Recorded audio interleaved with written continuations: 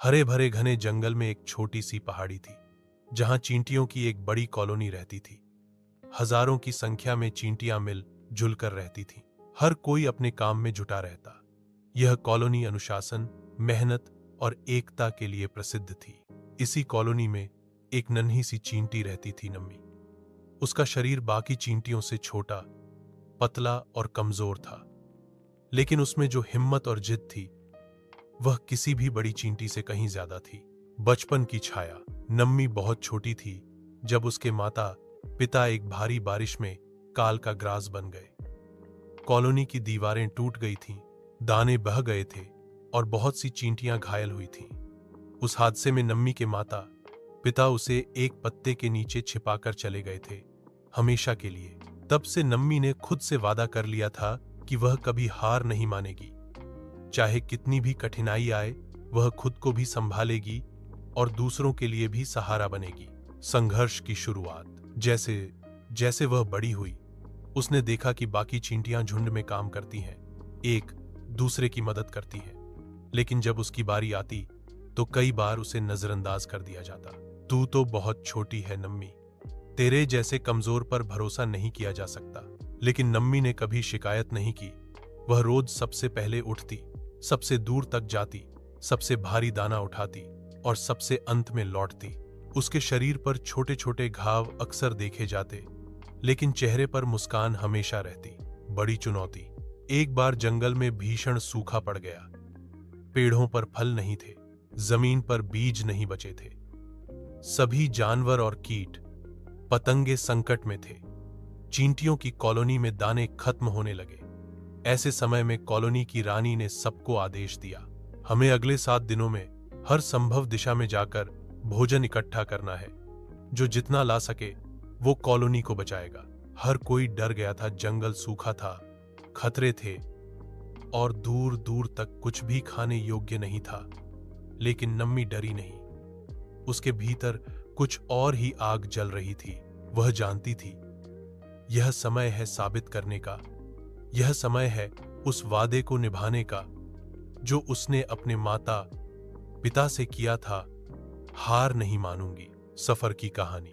नम्मी ने अकेले सफर शुरू किया। वह हर दिन सुबह निकलती, सूखे जंगलों से होती हुई, चिड़ियों से बचती, सांपों से छुपती, कभी कांटों में उलझती तो कभी धूप में जलती। एक दिन उसे दूर एक टूटा फूटा अनाज का ढेर मिला। शायद किसी इंसान की गाड़ी से गिरा होगा। वह दौड़ी, एक एक दाना उठाया और पूरे 2 दिन में 50 से ज्यादा दाने इकट्ठा किए। जब वह लौट रही थी तभी आंधी आ गई। तेज हवाओं ने उसके शरीर को झकझोर दिया। एक दाना छूट गया, फिर दूसरा। लेकिन नम्मी ने हार नहीं मानी। उसने खुद को एक पत्ते से बांध लिया और दानों को उसी पर लपेटा। फिर पत्ते को खींचते हुए धीरे धीरे अपनी कॉलोनी की ओर बढ़ने लगी। अपमान और अविश्वास। जब वह कॉलोनी पहुंची तो कुछ बड़ी चींटियां बोली, झूठ बोल रही है, इतना सब तू अकेले कैसे लाई? कहीं से चुराया तो नहीं? नम्मी को बहुत दुख हुआ। उसका दिल भर आया। उसने कभी किसी का बुरा नहीं चाहा था, लेकिन अब खुद पर ही सवाल उठ रहे थे। उसने चुपचाप अपना पत्ता एक कोने में रख दिया और बिना कुछ कहे आगे काम में लग गई। रानी का फैसला। 3 दिन बाद रानी ने सभी को बुलाया।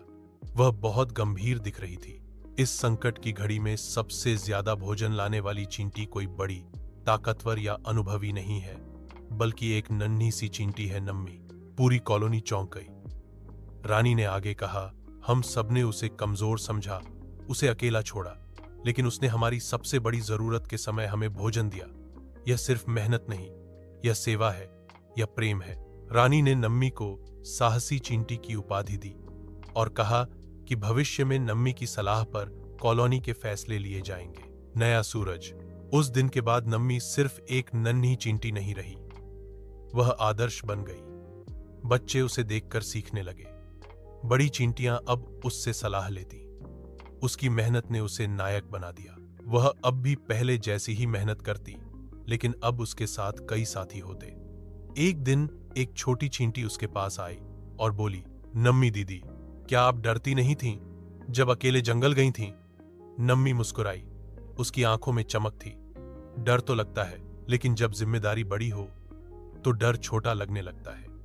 मैंने सोचा, अगर मैं ना गई तो शायद कोई और भूखा रहेगा, और यही सोच मुझे खींचती रही। अंतिम संदेश नम्मी की कहानी जंगल के कोने कोने में सुनाई जाती है। उसकी तरह नन्हे प्राणी भी अब बड़े बड़े सपने देखने लगे हैं, क्योंकि अगर नम्मी जीत सकती है तो भी जीत सकता है, बशर्ते हार हो सच्ची मेहनत, धैर्य और कभी न मानने का हौसला।